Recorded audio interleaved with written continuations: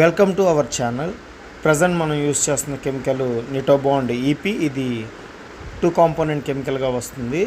Base హార్డనర్ని ఈ విధంగా mix చేసుకొని ఒక బ్రష్ తీసుకొని ఎక్కడైతే ప్యాచెస్ ఉంటున్నాయో ఆర్సీసీకి బాగా స్ట్రెంత్ కోసంగా పనిచేస్తుంది. దీన్ని అప్లై చేసే ముందు రాడ్స్కి మనకు కనిపిస్తున్న విధంగా ఫస్ట్ రస్ట్ రిమూవర్ వేసి క్లీన్ చేసుకొని తర్వాత దాని మీద నిటోజింక్ ప్రైమర్ అని వస్తుంది. ఆ కెమికల్ అప్లై చేసి తర్వాత ఈ కెమికల్ అప్లై చేసుకోవాలి.